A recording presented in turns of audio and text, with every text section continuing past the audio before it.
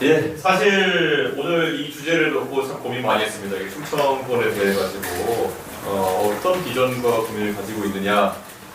그래서 사실 저는 충청 사람이 아닙니다. 네, 그렇기 때문에 저는 서울에서 나고 자랐고 그리고 지금은 경기도에서 국회를 하고 있는 사람이기 때문에 충청도를 하지만 정치인들 중에서는 그래도 많이 이해하고 있는 편일 겁니다. 왜냐하면 지난 지방선거 때 2022년에 제가 그 선거 지휘를 맡기 때문에 한번 전국단위 선거를 지휘해 보면은 어지간한 전국의 이제 민원 사항 같은 것들은 파악을 하고 있습니다. 그런데 제가 이제 민원 사항이라 말씀드린 거는요, 말 그대로 민원입니다. 네. 여기에 이게 있었으면 좋겠다, 저기에 이게 있었으면 좋겠다. 네. 그렇기 때문에 사실 정치를 하고 선거를 해보면은 항상 우리가 원하는 것이 열거되는 것이 선거 공약이다 이렇게 보는 경우가 많고, 그것은 또 정치인들이 계속 언급을 하거든요. 네, 그래가지고 또 뇌리에 박혀 있으면은 그 구조를 탈피하는 게 굉장히 어렵긴 합니다. 네, 왠지 꼭 그거 꼭 해야 될 것만 같고 안 하면 너 나쁜 놈 뭐 이렇게 되는 것이 되는 분위기가 있어. 그래서 여러분이 잘 아시는 것처럼 부산이나 아니면 대구에 가보면요 20년째 공항 붙들고 있습니다. 네, 가덕도 신공항을 해야 된다는 것 때문에 거의 20년째 얘기가 나오고 있고, 대구에도 군위의성 신공항을 해야 된다는, 군위 신공항을 해야 된다는 것 때문에 거의 20년 가까이 같은 얘기가 나오고 있고요. 지금 그 프로젝트들이 첫 삽을 뜬 것처럼 보이기도 하지만은 그 프로젝트들 아직까지 각각 10조 원 가까운 돈이 들어가야 되는 그런 상황이기 때문에 굉장히 난관이 많고, 근데 제가 말씀드렸잖아요. 20년 전부터 얘기 나온 건데 이제 3월 뜰까 말까 하고 있고, 돈이 10몇 조가 들어가야 되기 때문에 결국 이게 완성되려고 그러면은 또 한 10년 넘게 걸릴 가능성이 높아 보이고, 가덕도 신공항은 여러분이 보면은 이번에도 현대건설이 공기를 내려달라고 하다가 입찰 안 들어가지고 이제 또 추진이 또 늦어질 계획이 되고 있고요. 이게 저는 정치인들이 결국 유권자에게 항상 그 토목 프로젝트부터 해서 결국에는 굉장히 길고, 사실 내가 사는 주기 동안에는 큰 영향을 주지 않는 프로젝트들을 많이 이야기하는 경향성이 나오고 있거든요. 제가 충청도에서 이제 그 공약사항들 예전에 정리해서 들어보면요, 굉장히 그런 것들 많습니다. 하다못해 우리 서산 지역 같은 경우에는 서산 비행장, 서산 공항 만들어달라는 이야기도 있고, 뭐 천안 지역에도 가보면은 천안까지 GTX-C가 올 수 있게 해달라, 뭐 이런 것들도 당연히 있었고, 근데 정작 최근에 GTX-C가 천안과 아산으로 연장된다고 하니까 그걸 이제 수입자 부담으로 천안과 아산에 돈을 내면 해주겠다 그랬더니만은 돈을 한 4,500억 내야 되니까 이거 필요 없을 것 같은데 이렇게 정치권에 나오기도 하고요. 그렇기 때문에 저는 사실 큰 틀에서 결국 그러면 대전 충청권이 어떤 형태의 도시가 되길 바라느냐가 우선 의견이 모여야지 이걸 우리가 만들어낼 수 있다. 꼭 그게 없으면은 나중에 가서 교통이 좋으면 다다. 그래서 교통 프로젝트에 보통 이렇게 공약이 많이 집중되게 되는 경향성이 있습니다. 근데 교통 프로젝트라고 하면요, 근데 교통 프로젝트가 아이고 좀 꺼야 될 것 같습니다. 아 예. 지금 화면이 기리하고 있어. 네, 제가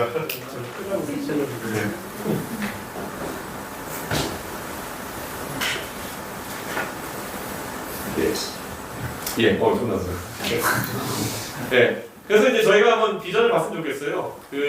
우리가 대전에서 충청에서 지금까지 항상 이야기 나왔던 수많은 교통 프로젝트나 이런 것들, 뭐 충청권 광역철도부터 시작해서 다 진행되고 있는 걸 알고 있지만, 지금 우리에게 직면한 그 과제로서 충청권이 과연 그러면 수도권의 확장된 버전으로 갈 것이냐, 아니면 새로운 핵이 될 것이냐가 아마 충청도에 있는 선택일 것 같아요.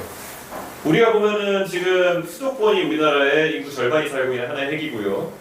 그리고 굳이 말하자면은 부산에 지금 뭐 부울경을 통합하겠다 이렇게 해서 또 하나의 핵을 만들려는 시도가 좀 있는 것 같아요. 근데 이건 우리가 경제 규모권으로 봤을 때 인구가 한 500만 정도 돼야지 그게 하나의 핵이 될 수 있다라는 생각으로 계속 묶으려고 하는 것인데, 실제 미국 같은 나라를 보면요, 대도시권이 500만이 안 되는 규모로 형성된 것도 굉장히 많습니다. 제가 있던 미국의 보스턴시 같은 경우에는, 미국 보스턴 하면 굉장히 큰 도시 같지만은 보스턴시 자체는 인구 60만 정도밖에 안 됩니다. 네. 인구 60만 정도밖에 안 되고 그 주변에 대보스턴이라고 하는 그 영역까지 넓히면 한 300만 명 정도까지 이제 되는 거거든요. 근데 이 보스턴이라는 곳에 보면은 굉장히 전 세계적으로 유명한 대학들도 있고요. 그리고 또 한편으로는 우리가 이름하면 알만한 그런 웬만한 제약 기업이나 이런 것들이 전부 다 보스턴에다 지금 베이스를 두고 돌아가고 있습니다. 예전에 코로나 때 항상 한창 이제 백신 만든다고 얘기 많았었는데 그때 있던 모더나 이런 기업들 같은 경우에도 전부 다 보스턴 지역에 이제 근거를 두고 지금 이렇게 사업을 하고 있거든요. 저는 그래서 여기서 냉정하게 충청권의 선택은 하나일 거라 봅니다. 지금 아까 말했던 GTX-C를 천안으로 갖고 온다 같은 것들, 그리고 예전에 아산의 탕전 같은 데다가 삼성이 공장 짓고 이렇게 하면서 준수도권으로 도약하기 위한 움직임이 하나 있었습니다. 충청도 북쪽, 그러니까 충청도와 경기도가 맞닿은 선에서는 그런 움직임이 한창 있었죠. 그래서 수도권 근처의 천안 신창까지 연장되면서 사실상 그런 과정이 이제 진행됐던 거죠. 그런데 냉정하게 말하면은 또 그렇게 되는 것과 별개로 대전권이나 아니면 세종권, 그리고 또 충청남도 남부권 같은 경우에는 그의 혜택을 보기가 좀 어려운 측면이 있습니다.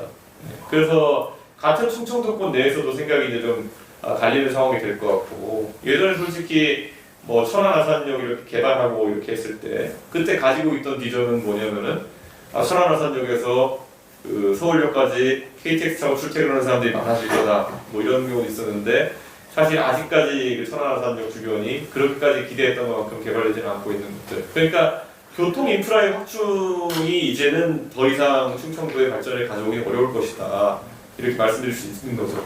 왜냐하면 제가 동탄 신도시의 국회의원이거든요. 그러니까 경기도에서 서울에서부터 내려오다 보면요, 가장 먼저 맞닥뜨리는 게 남쪽으로 분당을 맞이하게 되고요. 분당 밑에 가면 용인 있고요. 용인 밑에 가면 이제 수원 있고요. 용인이랑 수원이 옆에 있고, 그 밑에 이제 화성, 동탄이 있고, 그 밑에 안성, 평택이 있거든요. 그런데 지금 우리가 흔히 얘기하는 수도권의 그 일자리에 통근하는 사람들의 난방한계선이라고 얘기하는 곳이 판교, 그리고 조금 이제 내려오면 동탄까지다, 이렇게 얘기하는 경우 있는데, 그러면 전 충청권에서 좀 강화해질 필요가 있는 게 뭐냐면은, 수도권의 편입이라고 하는 것은 전술적으로 좀 실패했다는 것을 받아들일 필요가 있지 않느냐라는 생각을 하는 것이죠. 그렇기 때문에 저는 이번 지방선거를 바탕으로 해서 충청권이 하나의 핵으로 도약하기 위한 그런 전략을 내비쳐야 된다, 이런 생각을 합니다. 그래서 대한민국의 지금 경제 수도는 어쩔 수 없이 서울과 수도권이 그 역할을 할 겁니다. 그랬을 때 그 다음에 또 최근에 부산 같은 경우에는 해양과 금융 쪽으로 이제 핵이 되려고 하고 있습니다. 해양, 물류, 그리고 금융 쪽에 핵이 되겠다고 해서 부산은 방향성을 정했거든요. 그러면 과연 대전 충청권은 그 핵을 무엇으로 삼을 거냐 했을 때는 우리가 당연히 기존에 갖고 있는 장점을 강화하는 방향으로 간다 했을 때 행정과 교육에 있어서의 극단적인 강화가 돼야 되지 않을까라는 생각을 하는 거거든요. 저는 그래서 이 행정과 교육에 대한 강화라고 하는 것이 아마 개혁신당 입장에서도 대전에 그러니까 결국 국토의 3핵으로 기동하기 위한 그런 하나의 전략을 저희가 내세울 수 있을 것이다, 이런 얘기를 하는 거죠. 이렇게 하면 이제 하나 남는 쪽이 이제 호남 지역에 우리는 뭐냐 이렇게 할 텐데, 사실 호남 지역 같은 경우에도 그 고민이 계속 있는 겁니다.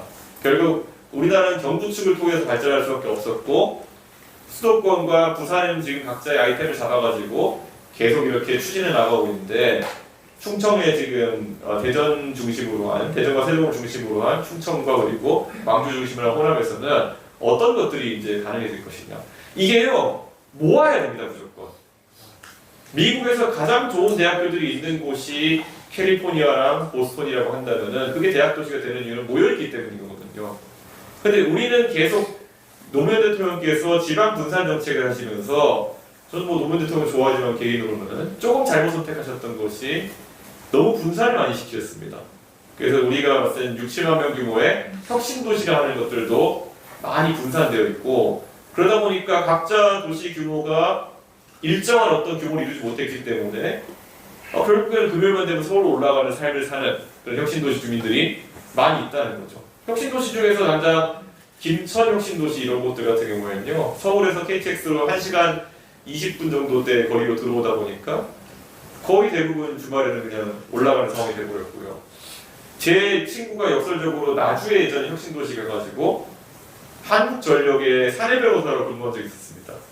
근데 갈 때는 정말 그 원래 김현장에 있던 친구인데 가가지고 근무할 때 포부에 차서 갔는데 바로 올라왔죠. 다시 서울에 있는 이제 기업으로 사내로서 다시 이직하게 됐는데, 그러니까 저는 그런 흩뿌려놓은 혁신도시 정책이라는 것이 결국 핵을 만들어내지 못했다라는 것에 대해서 매우 우리가 실패를 이제 좀 받아들여야 되는 것이 아닌가 그런 생각하고요. 아까 전라도 같은 경우에도 지금 보면은 국민연금의 기금운용본부 같은 경우, 우리나라는 국민연금이 성과가 좋다 이런 얘기 나오고 있는데 국민연금의 기금운용본부 같은 것이 전주로 이제 가 있습니다.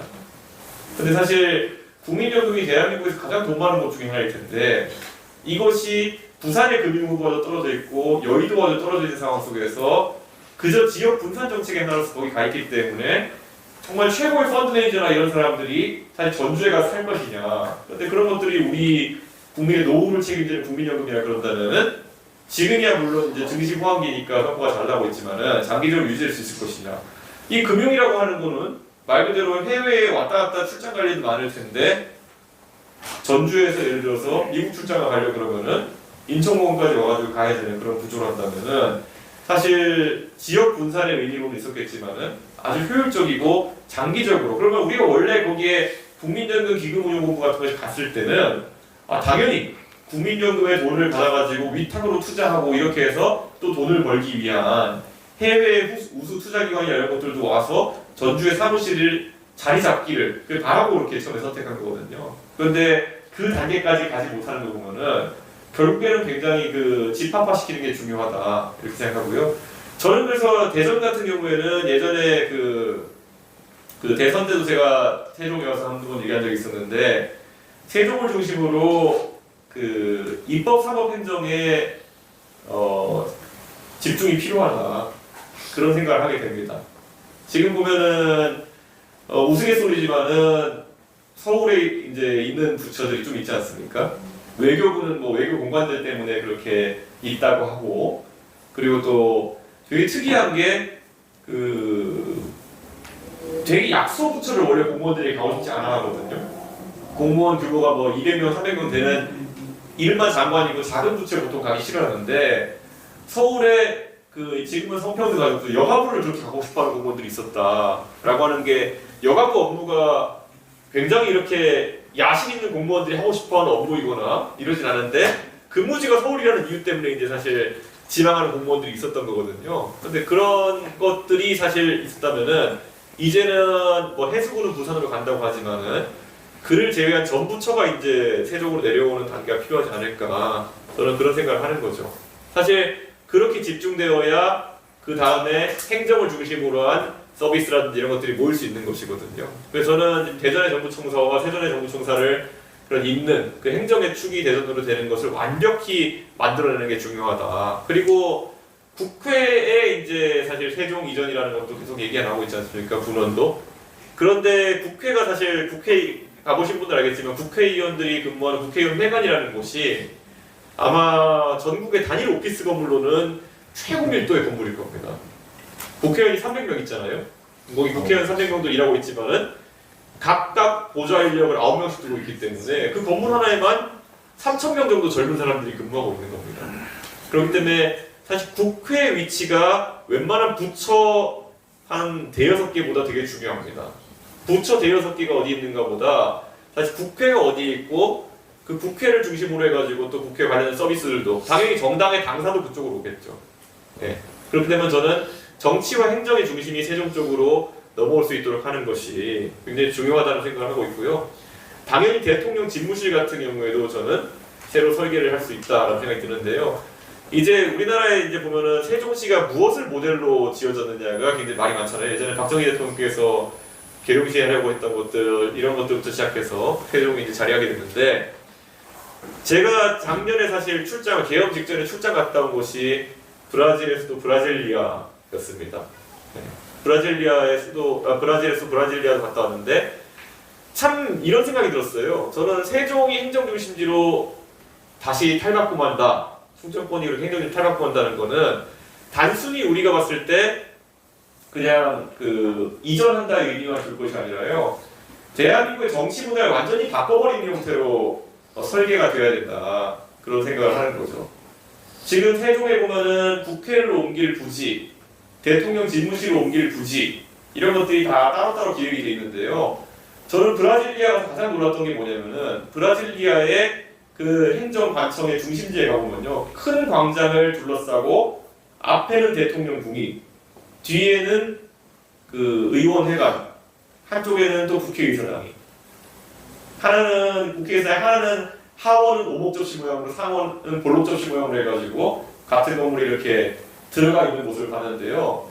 제가 그거는 물어봤어요. 브라질리아 그 안내하신 분한테 왜 브라질리아는 이렇게 입법사업 행정부를 같은 공간에 몰아가지고 이렇게 만들어내냐 했더니만은 딱 간단히 얘기하더라고요.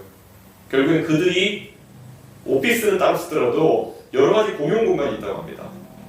거기서 얼굴 식당이라든지 아니면 회의실이라든지 이런 것들 얼굴을 마주치면서 결국에는 보는 사이에서는 정쟁이라는 것이 극단화하기 어렵다라는 그 설계 철학을 얘기하더라고요. 근데 브라질이 사실 정치적으로 굉장히 혼란하거든요. 네. 그렇기 때문에 걔네 기획 의도대로 된 건 아니겠지만은 저는 그런 기획 의도가 굉장히 철학적으로 옳다고 보는 것이고, 지금 대한민국의 수도 서울에는 여의도에 국회의사당이 있고, 그리고 예전에는 청와대 딱 직선거리로 6km, 7km 나옵니다.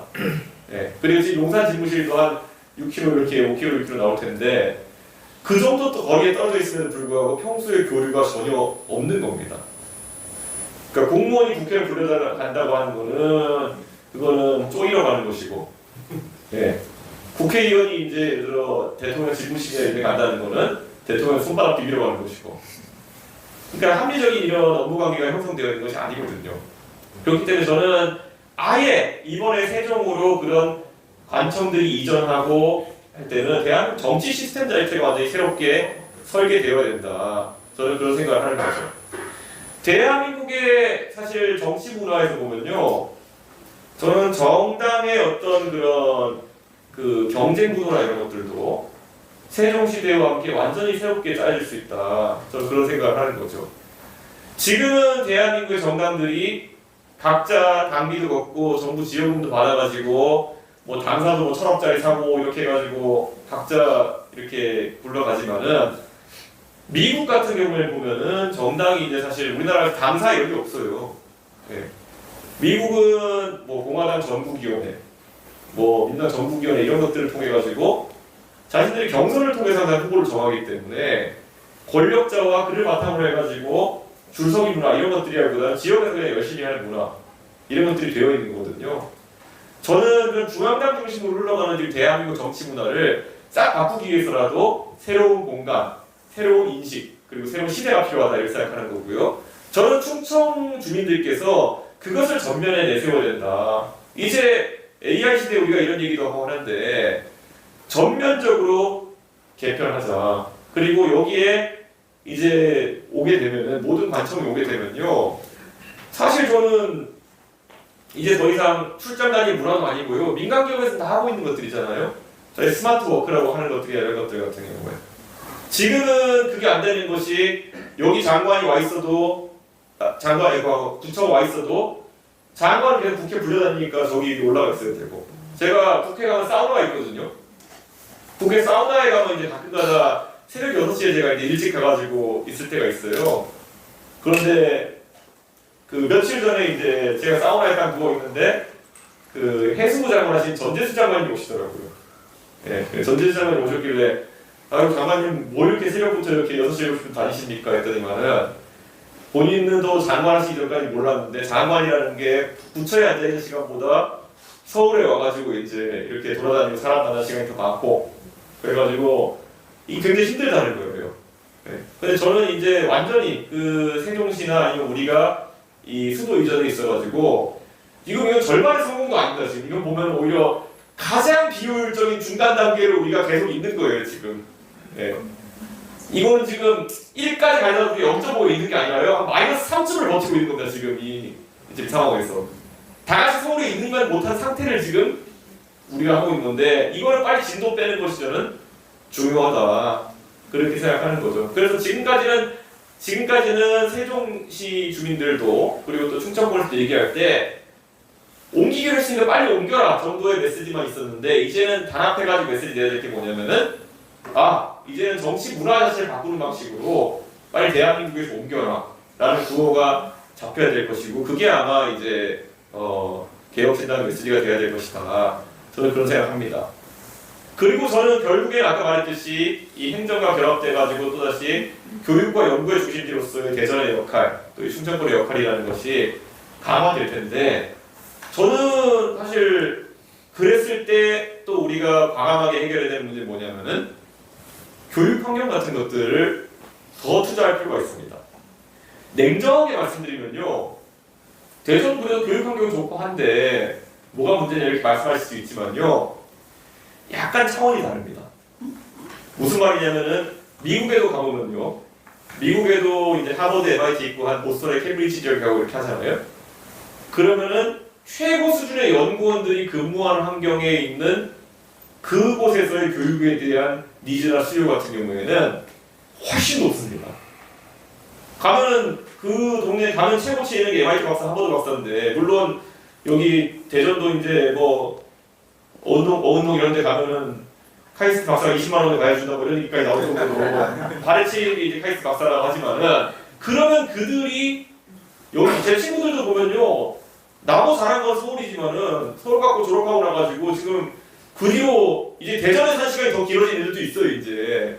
근데 그 친구들과 이야기해봤을 때 결국에는 최상위급의 교육기관이 있어야 최상위급의 과학자와 최상위급의 연구자들이 대전에 자리 잡을 수 있겠구나 라는 얘기를 하더라고요. 그러면 저는 대전이나 아니면 세종이나 이런 권역에서는 완전히 교육에 대한 수요 자체를 높여버렸다는 얘기를 합니다. 저는 지금 대한민국 전국적으로 물론 우리가 평준화 교육의 그 기운이라고 하는 것이 한 20-30년 동안 지금 있었지만요, 적어도 대전이나 세종 같은 곳은 지금 세종도 보면은 그 사실 제가 반농담으로 제가 작년에 국회의원 선거를 세종으로 나올 뻔도 했거든요. 세종으로 나올 뻔도 했는데 제가 지역구 분석을 해보니까 그 제가 출마한 동탄이 삼성전자가 있어가지고 여기가 거의 이과 끝판왕인 거예요. 세종이 거의 문과 끝판왕이더라고요. 그 인구 조성을 보면은. 근데 제 냉정히 말하면 여기도 마찬가지로 엄청난 교육 수요가 있는 겁니다. 저는 그러면은 당연히 세종과 대전에 각각 이제 그런 최상위급 인재들이 모이길 바란다면은 최상위급의 교육기관, 수월성 교육기관들이 많이 들어서야 되는 거거든요. 지금 세종 같은 경우에도 영재고, 그런데 사실 과학과 예술을 통합해가지고 영재고 운영해야 되는 상황이잖아요, 보면은. 그래서 저는 그 이상의 충청권에 아주 좋은 학교들이 자리 잡아야지만이 아까 말했던 교육수도 행정수도로서의 그런 충청도의 위상이 강화될 것이다. 저는 이렇게 보는 거죠. 그래서 저는 개혁신당 입장에서는 내년 지방선거를 앞두고 딱 그 두 가지만을 강조해도 될 것이다. 교육과 행정이다. 충청권의 완성. 그렇게 가가지고 3핵을 주장해야 되는 겁니다. 네. 물론 이제 우리 호남 지역에서 정치한 우리 개혁신당 당원들께서 4핵으로 만들어서라고 이제 또 하겠지만은 아직까지 제가 그 네 번째 핵이 호남에 대해 가지고는 뭔가를 우리가 제시해야 된다는 생각을 하고 있지만은 딱 잡히는 게 없어서 제가 지금 이제 고민인 상황이거든요. 이제 호남 지역에서는 민주당이 보통 에너지 산업, 그 해상 풍력이나 이런 걸 중심으로 해서 또 한전도 가 있고 하니까 에너지 산업의 중심이 되겠다 이런 얘기를 하기도 하는데 사실 그게 좀 모호합니다. 네. 대전은 사실 지금 거의 그 교육이나 행정면에서는 피자 도우는 완성된 상태고 뭘 토핑을 얹으면 되냐 정도의 상태인데 지금 호남은 에너지의 중심이 되기에는 아직까지 뭔가 좀, 왜냐면 기계 산업 같은 것이 사실 호남이 아니라 창원에 있거든요. 그 원자력 관련해서 리액터 만들고 그 원자로 만들고 이런 거 다 창원에 있고 뭔가 금속 기계 이런 거 하는 거 전부 다 그 남동일해공업지역 그쪽에 있는데 갑자기 에너지를 여기서 하겠다 그러면은 좀 애매해가지고 제가 그거는 그 항상 얘기해요. 원하는 건 알겠지만은 사실 쉽지 않다 이렇게 얘기를 하는 편이거든요. 그래서 저는 지금 그런 정도의 3핵 또는 4핵으로 대한민국을 재편하는 것이 아마 우리의 과제가 아닐까 저는 그런 생각을 하고 있습니다. 그래서 그런 환경들 마련하기 위해 가지고 대전시당이나 아니면 세종 이제 당원들께서 더 많은 고민해 주셔야 되고요. 충청 남도 같은 경우에도 이제 사실 우리나라가 지금까지 아까 말했던 건 경부축으로만 이제 발달을 해왔잖아요. 그건 제가 그 화성 북형이다 보니까 동탄은 오른쪽 경부축인데요. 그 화성 서부는 서해안 축입니다. 그래서 이제 서해안 고속도로가 이제 관통하고 있고, 한편으로는 또 이제 그 서해선 철도가 이제 완성되면은 장안부터 이제 서화성을 거쳐가지고 이제 안산 뚫고 이제 김포항까지 가서 저 북한까지 연결된다는 그 시나리오인데, 저는 확실히 이제 그 서해안 같은 경우에는 냉정하게 이제 그 교통 발달 통해 물류를 좀 키울 필요가 있다. 저는 그런 생각을 합니다. 이 물류라는 것이 지금 경부축은 포하입니다. 지금 제가 동탄에 이제 국회의원인데요. 동탄의 웬만한 쿠팡부터 G마켓부터 수도권에 있는 그 물류의 그 센터들이 다 거기 있습니다. 그런데 우리가 봤을 때 평택항을 뚫고 가는 그 서해선 철도라고 하는 것, 저는 앞으로 평택까지 이제 물류 중심이 내려올 것이다 이렇게 보는 것이고요. 수도권의 그런 어떤 모든 그런 화물을 집어넣는 곳으로 이제 서해선 철도가 많이 활용될 텐데, 그러면 그 서해선 철도의 연장선에 있는 그 충청남도 지역의 산업 기반이 훨씬 좋아질 겁니다. 네, 그렇기 때문에 거기에만 핵심 산업을 찾아내는 것이 굉장히 중요할 것이다.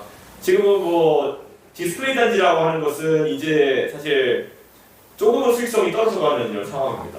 그러니까 삼성 디스플레이나 이런 것들이 옛날만큼 이제 그 단지가 세워질 때만큼 고부가 가치 산업이 아니게 되어가는 그런 상황이기 때문에 그 산업의 전환도 조금씩 깨야 되는 것도 있지만은 추가로 이제 그러면 수도권과의 물류가 좋아지는 상황 속에서 자리 잡을 수 있는 산업이 무엇이냐, 그게 아마 관건이 될 것이다. 저는 이렇게 보고 있습니다.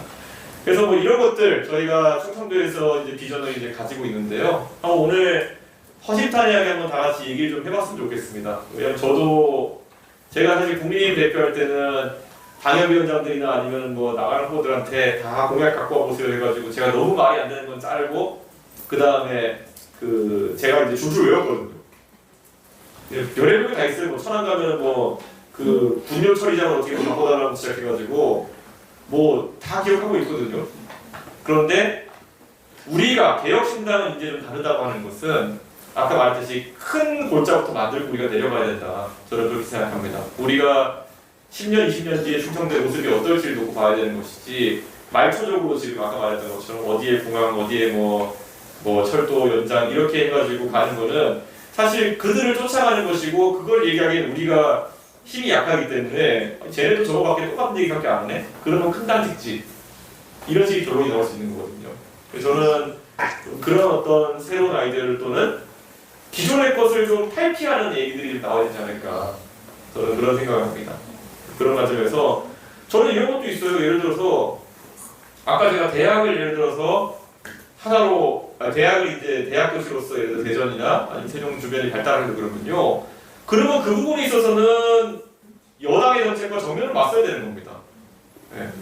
서울대 10개 만들기를 하면 안 되는 거죠. 네. 서울대 10개 만들기를 하면 말이 안 되는 거죠. 그거는. 서울대가 지금 정원이 한 3,600명 이렇게 될 텐데, 그러면 36,000명이 서울대 다닌다는 건데, 그거는 말이 안 되는 거죠. 네. 저는 예를 들어 그러면 앞으로 대학의 역할이 있어가지고, 뭐 대전에 당연히 좋은 대학들 많으니까, 뭐 당연히 충남대, 카이스트 이런 학교들도 우리가 얘기를 하겠지만은 어떤 대학들이 지금 입지를 공유해 볼 수 있을까? 그러려면 인센티브가 굉장히 좋아야 될 거예요. 예를 들어 지금 수도권에는 대학을 신설하는 것이 좀 어려워졌거든요. 근데 그렇다면은 예를 들어서 지금 뭐 우리가 서울에 있는 좋은 학교들인데 원래 제2 캠퍼스를 만들려고 하는 곳들이 여러 있었습니다. 이대가 파주에 만들려고 했었고요. 지금은 접었지만은. 그리고 서강대가 예를 들어서 남양주에 캠퍼스를 만들려고 했던 적이 있습니다. 그럼 우리 잘 아는 것처럼 단국대가 사실 용인으로 내려갔잖아요. 그리고 혹시 하영대 나오신 분 있을지 모르죠. 하영대가 돈 없어서 학교 판단 얘기도 주시는 네, 사실 지난주에 나오고 이렇게 했었는데, 이거 하나하나를 들여다보면서 좀 전략적인 판단을 당내에서 해낼 수가 있습니다. 예를 들어서 서강대학교가 만약에 그 신촌의 조그만 땅에서 이제 확장하기 어려우니까 학교를 확장하려고 한다. 예를 들어 서울대 갑자기 우리가 이과 캠퍼스를 만들겠다. 그러면은 그것은 예를 들어 대전으로 왔으면 좋겠다라든지, 아니면 대전에 있는 기존 대학의 캠퍼스를 활용해가지고 리브랜딩을 한다든지, 이런 것들이 정치인들이 좀 통 크게 나설 수 있는 그런 부분이 있어야 되는 거거든요. 저는 그런 전략들이 좀 세부적으로 우리 대전이나 세종시당 쪽에서 논의가 되었으면 좋겠다. 그래서 아까 제가 말한 그 대전략에서 우리 그 세종과 대전 시민들, 그리고 충청도의 충남북의 도민들이 봤을 때 말되지 않은 얘기가 좀 하나 정리했으면 좋겠다, 그런 생각입니다. 예. 그리고 뭐 이렇게 생각해요. 선거는 아까도 우리 이성진 위원장 제가 잠깐 밑에 참아시면서 얘기했는데요.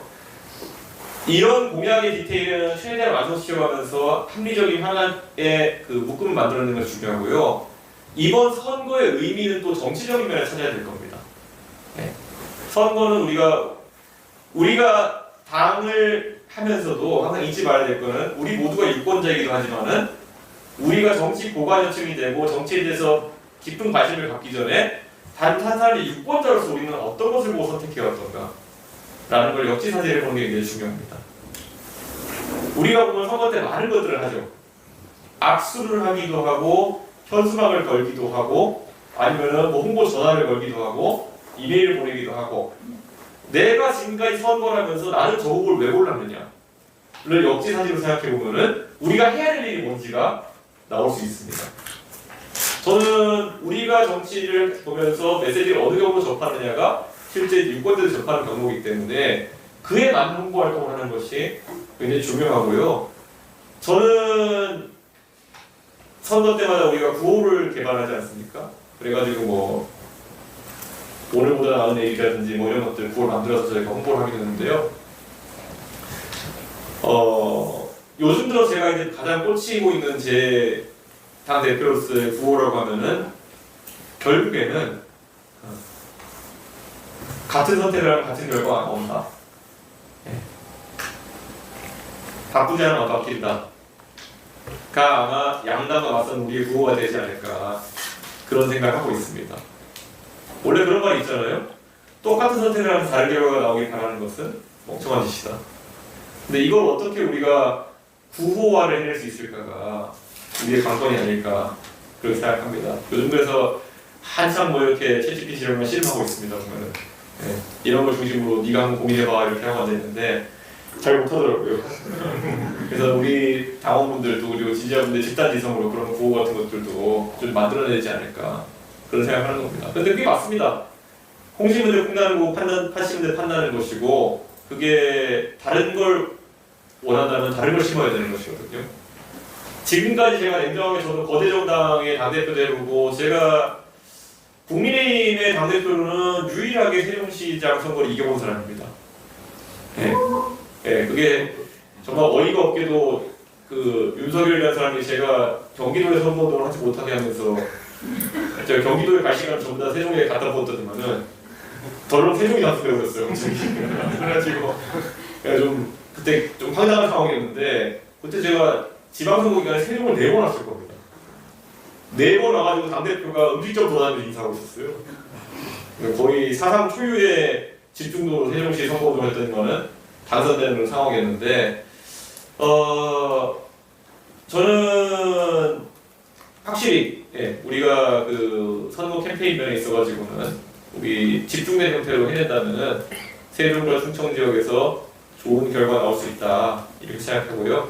한번 아이디어를 같이 모았으면 좋겠다, 그런 생각을 합니다. 공약에서 저는 정치를 이제 이렇게 생각합니다. 제가 정치를 하다 보면은 꼭 해보고 싶은 것들이 있습니다. 정치인들이 언젠가는 국회의원도 한번 해보고 싶고, 언젠가는 또 당대표도 한번 해보고 싶고, 뭐 언젠가는 뭐 해보고 싶은 게 있을 겁니다. 언젠가는 뭐, 근데 저는 어쩌다 보니까 제가 나이 36살 때 큰 당의 당대표를 해보고, 그리고 또 40살이 되던 작년 이제 그 국회의원도 해보고, 여기서 제가 대통령도 한번 해보겠다고 나가고 했기 때문에 제가 의외로 이제 정치적인 야심 때문에 뭔가 도전해볼 만한 것은 많지 않다라는 생각을 하게 되더라고요. 예를 들어 대선 후보 나온 것도 뭐 대선 당선은 안 됐지만은 대선 후보로 벽보 붙여본 사람이 대한민국에 현재까지 100명이 안 될걸요? 건국 이래. 뭐 그 정도는 됐죠. 네. 지금 정치 그만둬도 저는 웬만한 거 다 해본 사람 상위 0.1%일 텐데 정치하는 사람 중에서. 그러니까 저한테는 그런 야심, 뭔가 뭐 내 타이틀에 내가 뭐 나중에 묘기에 뭘 더 남기겠다 이런 생각은 전혀 없어진 상태고요. 뭐 나중에 혹시 국무총리가 돼가지고 국민묘지 입장권이라 주면 모를까. 더 이상 제 묘기에 뭐가 써지는지는 저한테 그렇게 중요하지 않은 상황이 됐거든요. 그러면 거기서 이제 저한테는 새로운 도전들이 오히려 더 매력적으로 보여지는 거겠죠. 그런 거 아닙니까? 예를 들어 뭐 일론 머스크 같은 사람도 그 사람은 돈 버는 길을 갔지만은 돈을 뭐 처음 해가지고 좀 벌어놓고 나니까 당연히 그 사업을 더 키워가지고 뭐 해볼 만한 것도 있었는데 실증 나니까 다른 거 해버리잖아요. 예. 갑자기 로켓 만들겠다 해버리고 차 만들겠다 해버리고 약간 그런 거죠 지금 보면은. 저도 옛날에 우리가 게임을 해도 보면은 컴퓨터로 게임을 해도요. 요즘이야 이제 사람들끼리 네트워크로 사람 대 사람 상대하는 게임이지만 옛날에는 그냥 기존에 입력된 그런 그 과제들을 수행하는 게임이 많았죠. 뭐 이렇게 날라가서 뿅 때리고 이렇게 하고 이렇게 부수고 그 게임이 이제 한번 깨고 나면 그 다음에 어떻게 하나요? 나한테 스스로 하나씩 제약을 더해가지고 그냥 그 게임 임하잖아요.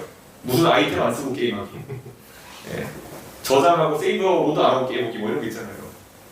근데 지금 저한테도 약간 그런 게 있는 게요. 거대 양당의 기초로 깔린 자산이 아닌 자산을 갖지 않고도 한번 우리가 돌파해볼 수 있는 것이 있느냐. 개인적으로 작년에 동탄 돌파하면서 국회의원 선거 정도는 해볼 수 있겠구나. 그거에 대한 모델은 제가 정립했다면은 그 다음에 이번에 우리가 시도하는 건 뭐냐면은 한편으로는 정말 돈 안 드는 선거를 진짜 지방선거에 해낼 수 있겠느냐. 그래가지고 일반적인 젊은 세대 20대, 30대가 내가 진짜 한 3, 400만 원 있으면 도전해가지고 선거를 뛸 수 있고 거기서 나쁜 짓 안 하고 선거를 뛸 수 있고 그를 통해가지고 내가 당당하게 내 목소리 낼 수 있고 아니면 예를 들어서 대한민국에 보면 저희 동탄 같은 경우에 보면요 동탄 맘카페가 되게 커요. 이 맘카페가 클 수밖에 없는 게 동탄에 이제 주력은 삼성전자 다니는 이제 분들이 많고 그 협력업체 다니는 분들 아니면 그 직장 다니는 분들이 많은데 남편들이 그 남편분들이 또 직장의 처우가 좋아요. 뭐 과장돼가지고 뭐 억대 받고 이렇게 하는 사람들 같은 경우에는 그럼 이제 또 결혼을 했는데 요즘 이제 젊은 세대 결혼하면 뭐 여성분들도 전부 다 대졸이고 대학 진학률 90%가 넘고 87% 이런 상황인데 그러니까 여성분들도 다 원래 일을 하시던 분들인데 남편이 뭐 향토교 다니고 이래가지고 동탄에 와서 살아야 되는데 그러다 보니까 내가 애 키우면서 이제 사실 경력 단절이 강제로 되는 경우가 굉장히 많았죠. 그러다 보니까 그 주부들의 그 뭐랄까요 의식이라든지 아니면은 또 지적 수준이 이런 것들이 굉장히 높은 거예요. 그러니까 깐깐하고 이러니까 맘카페에 모여가지고 이제 이것저것 논의도 많이 하고 이렇게 되는 거거든요. 근데 이게 사실 맘카페에서 그렇게 있는 동력 같은 것들도요. 저는 그게 더 많은 일들이 이루어내려고 그러면 그 능력 있는 여성들이 더 많은 일을 하려고 그러면은 맘카페라는 틀을 깨고 나와가지고 적어도 시위회라든지 아니면 또 동의회라든지 이런데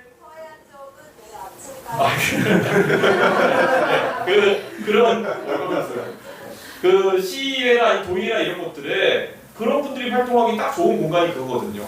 실제로 아이를 키우면서 지방 정치에 있어가지고 무엇이 필요하다는 걸 강하게 인식하고 있고 원래 충분히 교육을 받고 또 활발한 사회활동을 하고 싶은 의지가 있고 이게 보통 아이를 키우면서 뭐 유치원 초등학교 때야 힘들지 모르겠지만은 나중에 아이들이 이제 스스로 다닐 수 있는 시점이 되면은 사실 그 경력 단절 여성들에게 굉장히 그 공허함이 찾아오는 시기가 있거든요. 그래서 저는 개혁신당이 이번에 그걸 담아내는 것이 굉장히 중요하고 그래서 첫 번째 아까 말했 돈이 없어가지고 선거에 막 이렇게 구의원 선거, 시의원 선거 뛴다 그러면은 한 5천만 원, 1억 든다고 생각하는 사람들이 많기 때문에 도저히 못하는 경우가 있는데 예를 들어서 몇백만 원 수준에서 뛸 수 있다 라고 한다면은 그런 학생들이나 아니면 경력 단절 여성 같은 경우에는 용기를 내 도전할 수 있는 거겠죠. 그리고 정치라는 것에 있어서 이제 시대가 바뀌어가지고 사실 온라인 선거나 이런 것들이 도입되고 이러면서 옛날만큼 가가지고 그 젊은 사람들이나 여성들이 구태스러운 정치 문화에 노정되는 경우가 줄어들었어요. 가가지고 막 이렇게 뭐 돈 달라고 하는 놈한테 돈을 줘야 된다든지 아니면은 막 지역 유지들한테 가가지고 막 술 따르고 이래야 된다든지 뭐 이렇게 당선되는 게 아니거든요. 이제 물론 지역적 특성도 있겠지만은 저는 동탄 국회의원 선거할 때 지역 유지들한테 선거 하나도 안 했습니다. 인사 하나도 안 했습니다. 그러고 당선되는 건데 이제 말 그대로 유권자에게 얼마나 성실하게 노력하냐에 따라 가지고 선거 결과가 달라질 수 있는 게 됐고 개혁신당은 그걸 하기 위해서 저는 태어난 당이다. 저는 그렇게 생각하고 있습니다. 그렇기 때문에 저는 충청도에 맞는 그런 전략 그리고 젊은 세대와 또 지금 같은 정치에서 정치는 내 영역이 아니라고 생각했던 사람들이 활동할 수 있는 공간이 만들어진다면 이번 선거에서 큰 변화가 일어날 수 있을 것이다. 저는 그런 생각하고 있습니다. 현수막 같은 것도요. 지금 뭐 우리 위원장님도 현수막 이제 달고 하면서 고생하시는 분도 있겠지만요. 저는 제가 동탄에 국회의원 하면서 웬만하면 제가 현수막을 업체에 안 맡기고 제가 달려고 노력 많이 합니다. 네. 그게 뭐냐면은 정치는 사실 어느 정도는 내가 그 최선을 다하는 모습이 항상 체질화돼 있어야지만이 그게 유권자들이 느끼거든요. 그래서 저는 제가 정치하면서 마음먹었던 것 중에 하나가 뭐냐면은 내가 앞으로 말하고 쓰는 글들 같은 경우에 남에게 의존하지 않겠다. 내가 연설문 같은 거 할 때는 웬만하면 내가 다 쓰겠다. 예. 요즘 들어서 이제 축사가 과잉으로 들어올 때는 가끔 AI 도구 받긴 합니다만은 적어도 내가 정치적인 의미를 담아가지고 하는 연설문이라든지 아니면 이런 것들은 내가 다 쓰겠다. 이게 하나 저와의 약속이었고요. 두 번째는 항상 적어도 내가 어떤 집단을 이끌고 있으면은 가장 어려운 역할을 마다하지 않겠다. 라는 것을 제가 좌우명처럼 삼아왔어요. 예전에 낙동강전선에서 이제 밀리기 직전에 그때 뭐 가진 게 뭐가 있습니까? 한국군이. 그런데 백선엽 장군이 권총을 들고 딱 앞에 나서면서 그랬다고 하죠. 예. 내가 앞장설 테니까 내가 뒤로 가면 나를 쏴라. 이렇게 얘기했다 하죠. 물론 전쟁 통해서 굉장히 그 긴박한 상황이 나온 거겠지만은 적어도 후광에 있고 싶진 않습니다. 항상 어떤 상황에서도. 그래가지고 선거를 제 몸을 갈아 넣어서 뛰는 것이고 이렇게 하는 것인데 그래서 많은 사람들이 용기를 갖고 또 따라왔으면 좋겠다. 예전에 제가 정치한 지 이제 13년 차 이 정도 되거든요. 한 4, 5년 차쯤 될 때까지는요 힘들면 그냥 때려치고 나 원래 IT 하던 사람인데 회사 나갈까 이런 생각 되게 많이 했어요. 예, 제 친구들이 또 회사하고 있었기 때문에 그 친구들이랑 같이 할 수 있었고 그래가지고 했는데 한 10년쯤 지나 보니까요 야 내가 이 짓을 하면서 여기까지 왔는데 나도 이 다음 단계를 못 뚫어내면은 내 다음에 오는 정치 도전자들은 뚫어낼 용기가 날까 그런 생각을 하더라고요. 사실 윤석열 대통령이 저한테 난리칠 때는 정치고 뭐고 그냥 때려치고 그냥 예를 들어 미국 가가지고 제가 그냥 어디 취업해서 연봉 많이 받고 할 그런 생각이 들었을 때도 있었어요.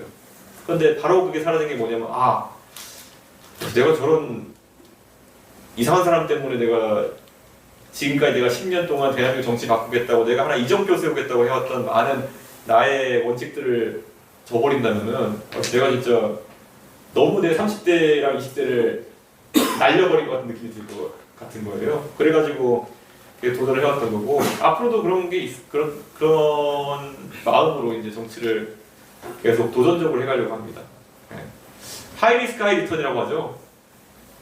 그러니까 우리가 삶의 교훈이라고 하는 것을 뭐 대단한 경전 속에서 얻을 수 있지만은 되게 간단한 그 배움 속에서 얻는 경우가 있는데 저는 하이리스크 하이리턴을 제 삶의 이정표로 지향점으로 삼는 게 뭐냐면요. 대학교 1학년 때 경제학 개론 수업 들으면서 그냥 그렇게 생각했어요. 경제학 개론이 뭐 대단한 거겠냐면은 거기에 수업할 때 딱 얘기해 주는 거. 보험회사가 돈을 버는 이유는 딱 한 가지다. 사람은 누구나 자기 자신에게 주어진 위협을 과대평가하기 때문에. 우리가 자동차 보험을 드는데 자동차 보험회사가 돈을 버는 이유는 뭐냐면은 우리가 사고 날 확률보다 우리는 더 두려워하기 때문이다. 그거거든요. 사실 모든 보험은 돈을 버는 이유가 우리가 실제 겪게 될 위협보다 훨씬 더 큰 위협을 우리는 느끼고 그 위협을 회피하기 위해서 우리는 기꺼이 그 돈을 내는 겁니다. 그렇기 때문에 때로는 우리가 살아가면서 진짜 한 1000가지 선택을 한다 했을 때 남들보다 조금만 더 위험한 선택을 한다는 것만으로도 우리 삶에서 아주 큰 이익을 얻을 수 있을 거라는 생각으로 저는 살아갔거든요.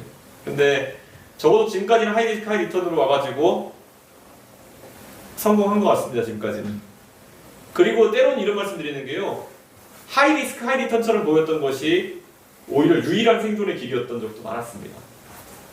제가 박근혜 퀴즈로 정치를 시작했는데 만약에 박근혜 대통령 탄핵이 벌어졌을 때 제가 자유한국당에 남아가지고 제가 정치를 했다고 했을 때는 저는 그냥 누구의 후광을 입고 들어온 정치인으로 끝나가지고 박근혜 대통령과 함께 사라졌을 거예요.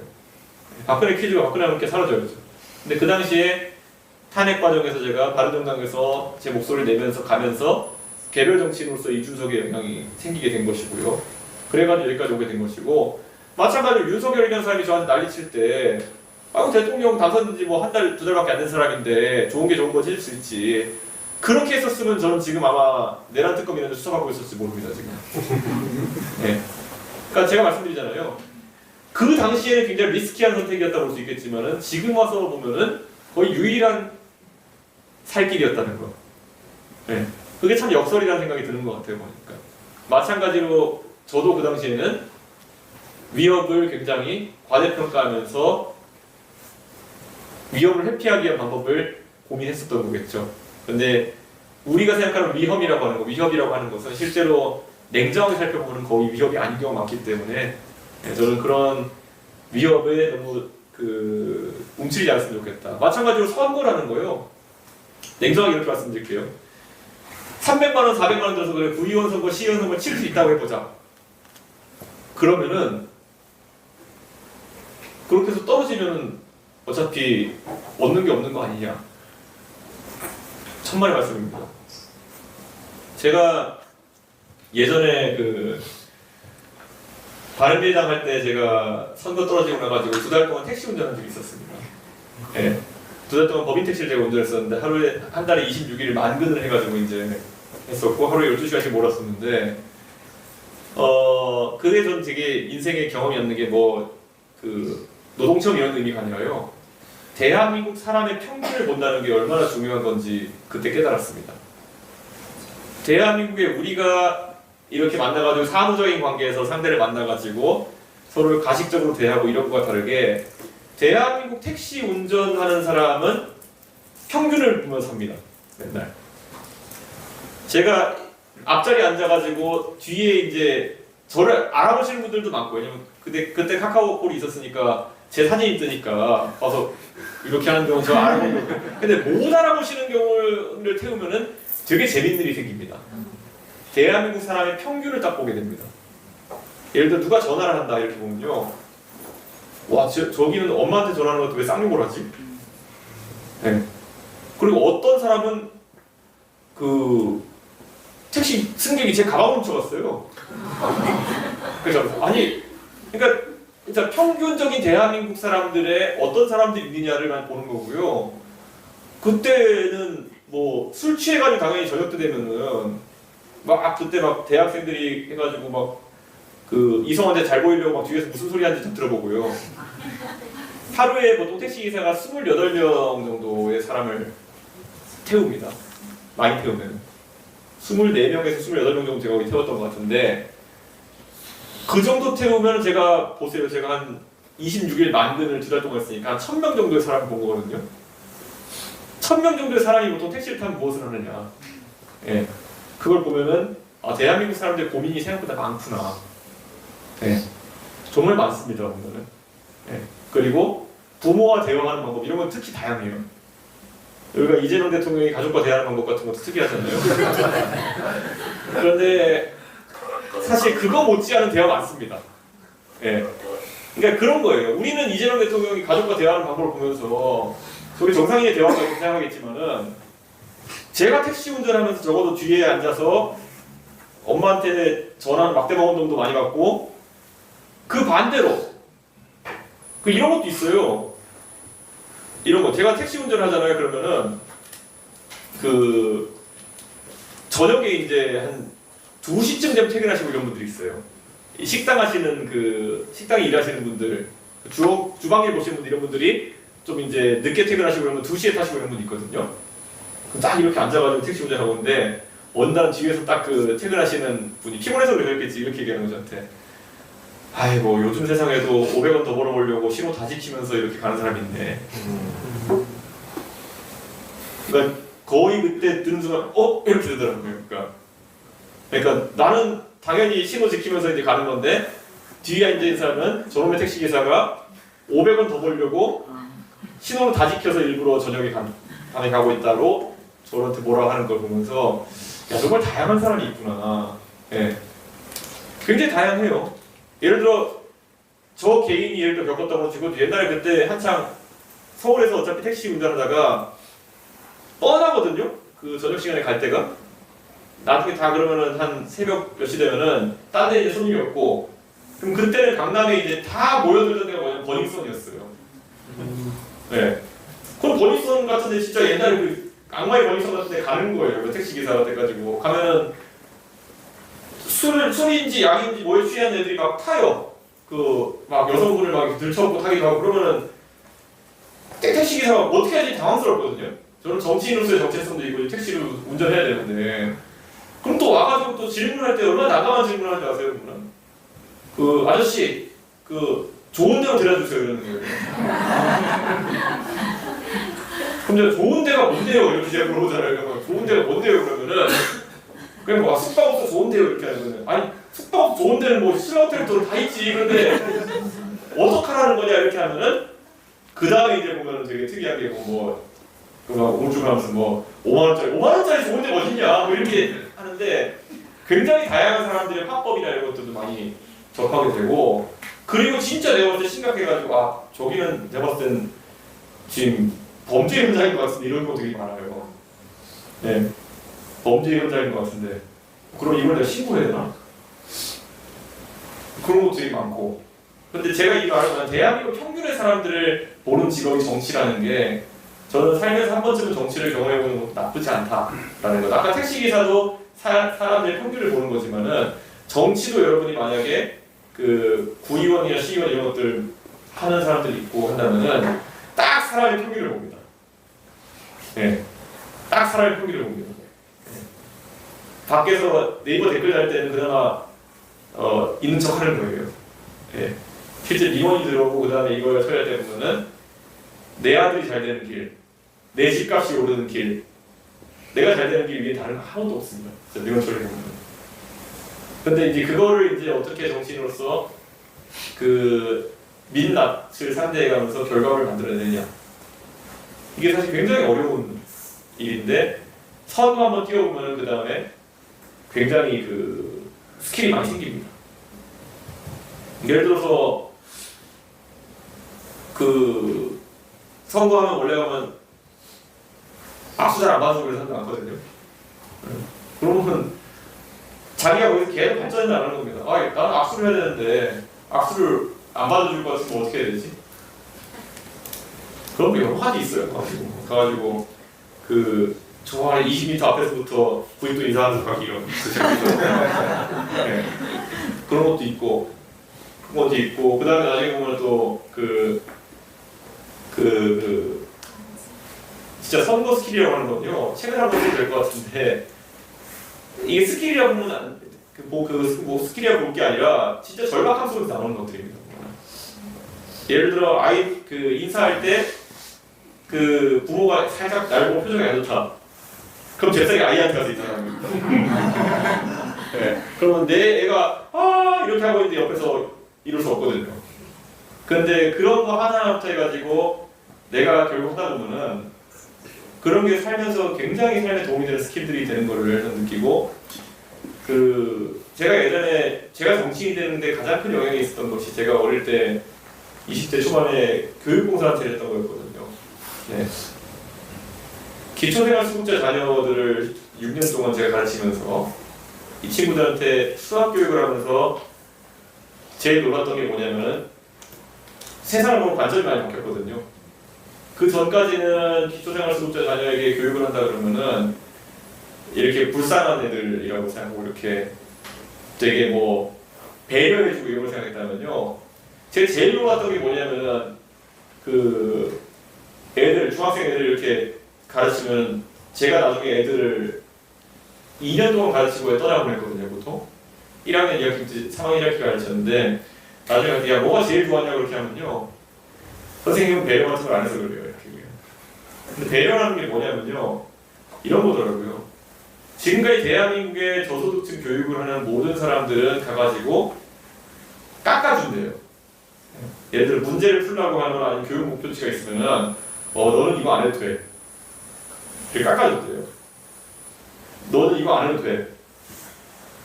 그게 오히려 자기가 착한 일 한다 생각하고 배려를 했던 거죠. 네. 너는 어려워하니까 이거 안 해도 돼. 근데 중학교 수학이 안 해도 되는 게 어딨나요, 솔직히 말하면은. 네. 중학교 수학이 안 해도 되는 게 있다는 게 믿기지가 않는 건데 그걸 했던 거죠, 그동안. 그런데 저는 가가지고 얘기했을 때 야, 무조건 다 풀고 집에 가. 네. 그리고 너 집에 안 가면 나도 안 갈 테니까 다 풀고 가. 이렇게 했는데 그때 딱 그 학생들이 졸업하면 저한테 게 뭐냐면 선생님은 저희들한테 한 번도 기대치를 낮추지 않았기 때문에 그래서 우리는 좋아가지고 계속 공부하러 다녔다 이렇게 얘기하더라고요. 다른 데 가면은 선생님들이 빨리 집에 가고 싶어서 깎아준대요. 네. 선생님들이 집에 빨리 가고 싶은데 그거 애들도 다 아는데 선생님 빨리 가고 싶으니까 문제 빼주는 거 아는데 선생님 착해가지고 빼주는 척하면서 그러니까 저는 유권자들도 그런 그대로 느낍니다. 네. 그러니까 그런 거 하나하나가 우리 그 선거하는 과정 속에서 선거 스킬이고 할 텐데 앞으로 저는 충청권에서 우리가 좋은 전략과 그리고 실질적인 실행력으로 좋은 결과들이 많이 나왔으면 좋겠다는 생각에서 오늘 주저리 얘기했고요. 오늘 또 궁금한 게 있으면 많이 물어주시죠. 감사합니다.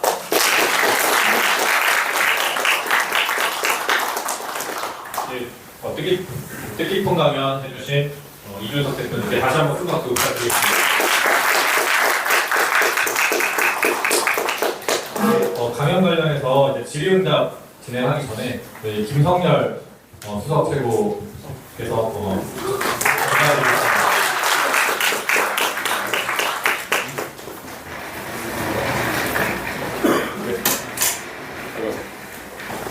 이렇게 써도 될까요?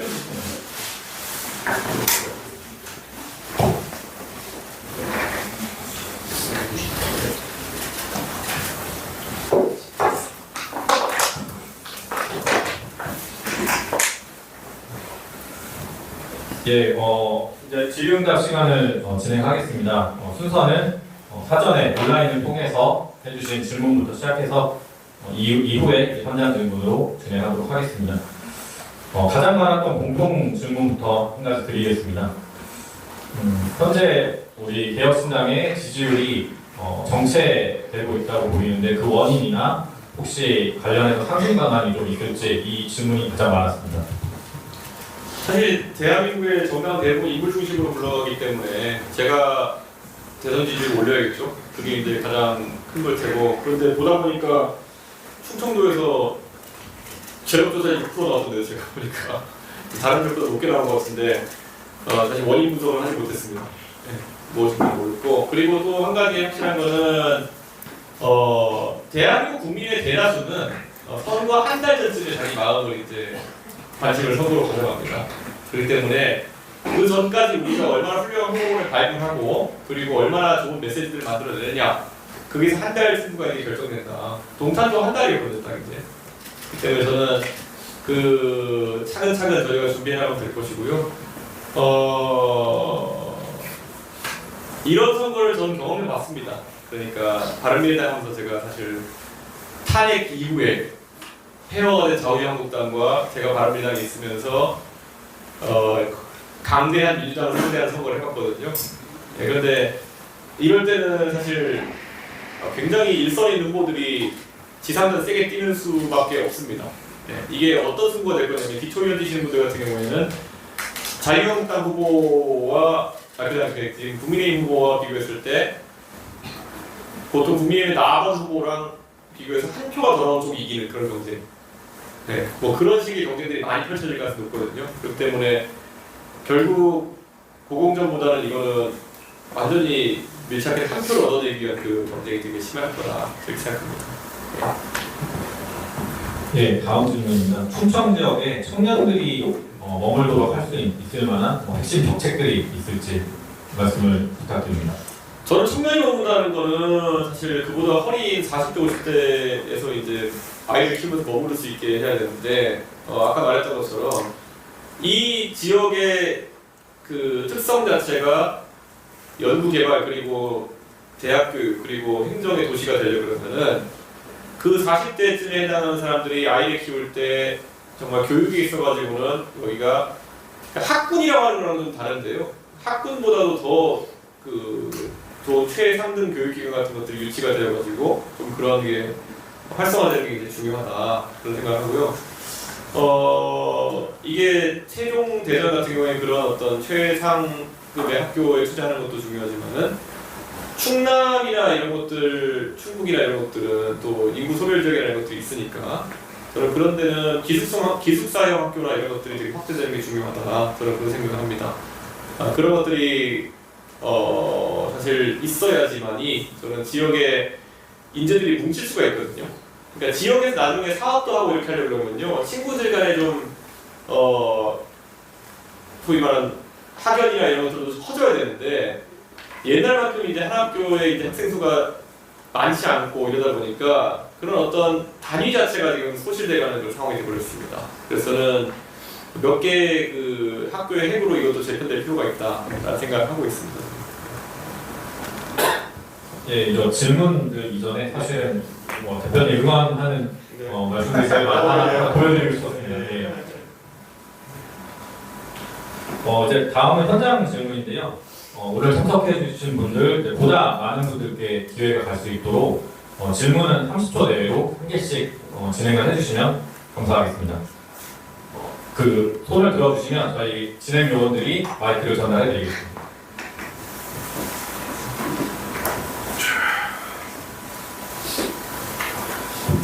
반갑습니다.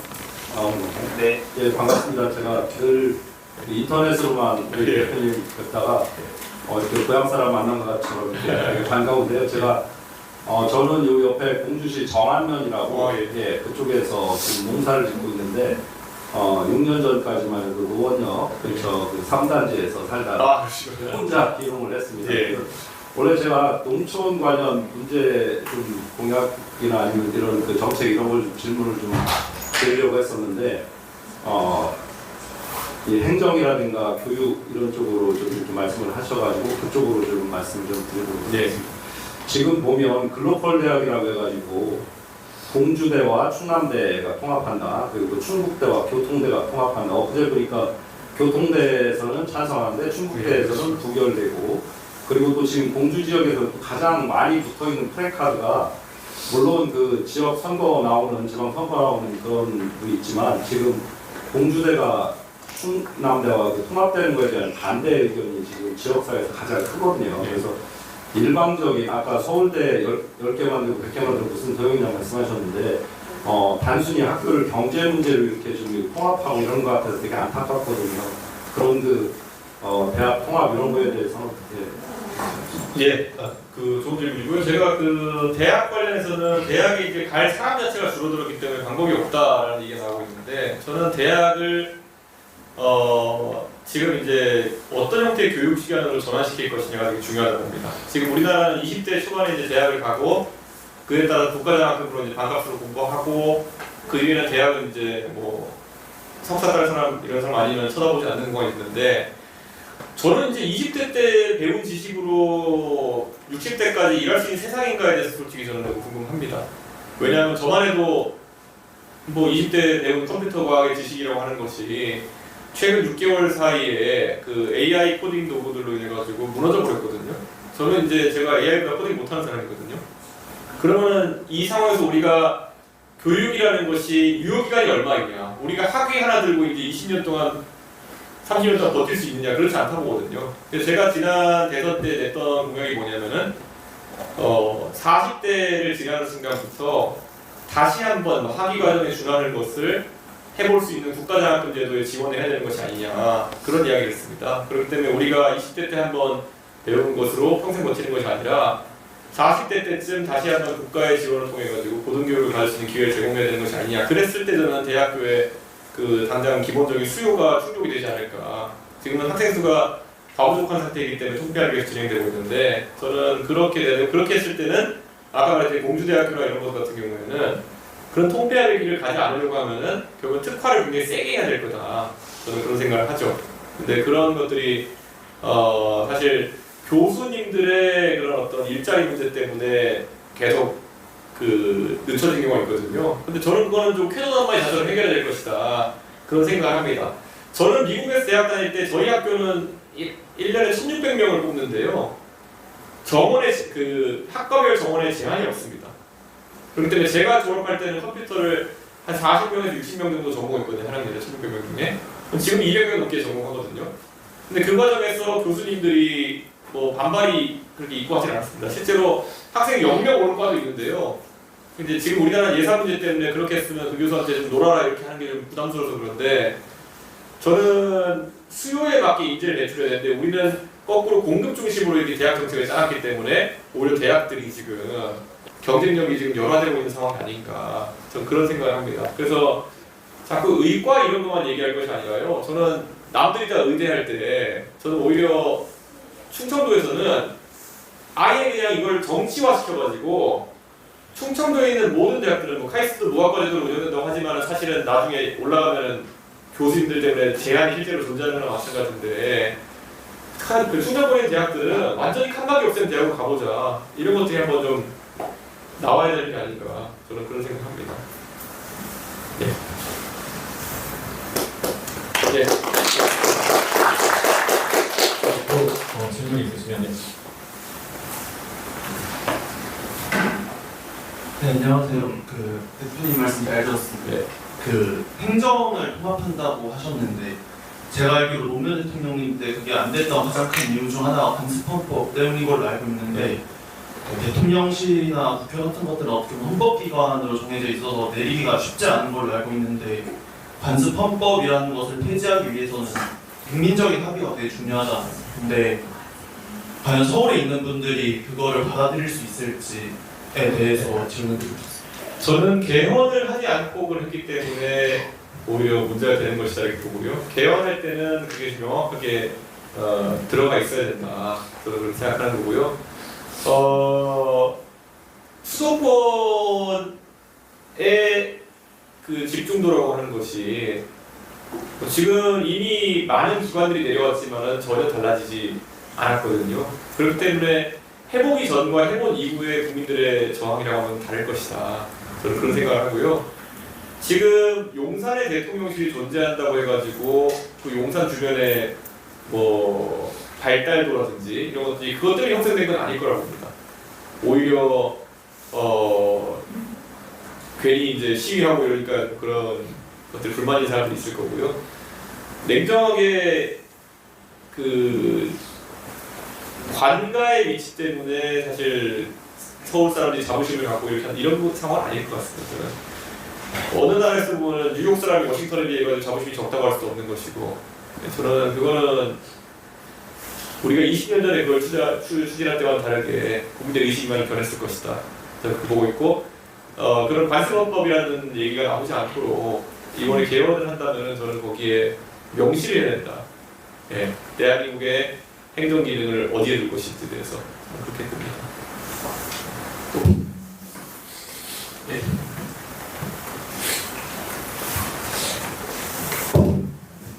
네, 대표님 안녕하세요. 대전에서 온 19살 허영우입니다. 현재 대표님께서는 탄핵 정국 시기에도 김어준이 부승찬과 김용주 의원님을 불러서 천안함 음모론을 설파하자 최원희 함장님을 불러서 방송을 해주셨죠. 그리고 과거 김규현 변호사와 함께 윤석열 정부 최대 리스크인 최상병 사건의 명예회복을 위한 집회에 참석하셨습니다.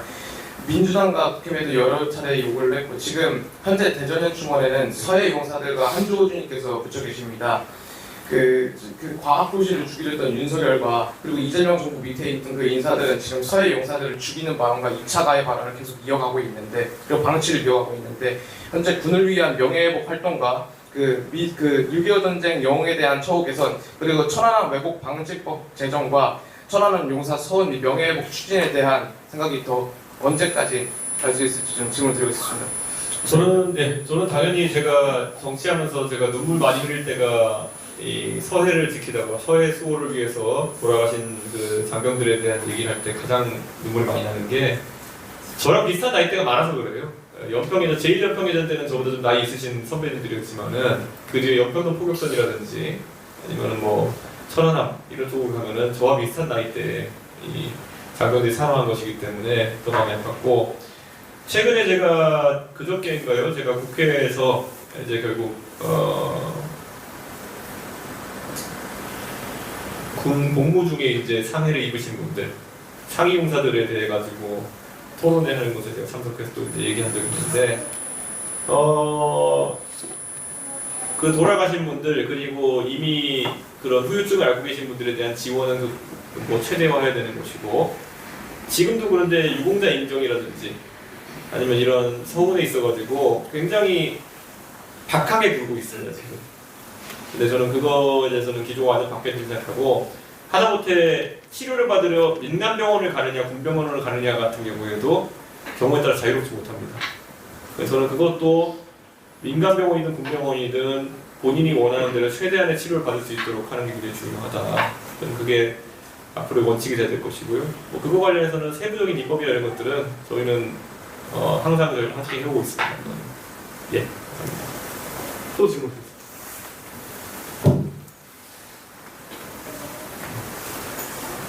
안녕하세요. 저는 결혼한 지 이제 5년 됐고, 내가 태어난 지 좀 크게 얘기해 주세요. 내가 태어난 지 이제 3년 된 예. 맞벌이 부부인데, 예. 출산을 관련해서 조금 여쭤보고 싶은 게 있는데, 저희가 주변에 맞벌이 하는 동네들이 참 많거든요. 그 같은 특징이 뭐냐면, 첫째는 어떻게 되더라도 둘째는 참 잘 안 가지게 되는 가족들이 많더라고요. 그래서 그 원인들 중에 가장 큰 이유 중 하나가 이제 같이 애도 키우면서, 특히 엄마 쪽이 직장 생활도 영위하면서 그게 지속성이 유지되어야 되는데, 그게 대부분 좀 힘든 과정을 많이 겪고 있는 것 같더라고요. 계속해서 여러 정책들은 나오고 있는데 정작 우리들이 실효성을 느낄 만한 정책들이 좀 빠르게 다가오지 못하는 것 같은데, 그런 부분에 대해서 혹시 어떤 견해가 있으실지. 이게 출산율 나오면 이제 제가 이제 항상 하는 말이, 제가 옛날에 어느 사회학과 교수님과 얘기를 했을 때 사회학과 교수님이 출산율을 높이면 어떻게 해야 될까라는 것에 대해서 저한테 이렇게 얘기했거든요.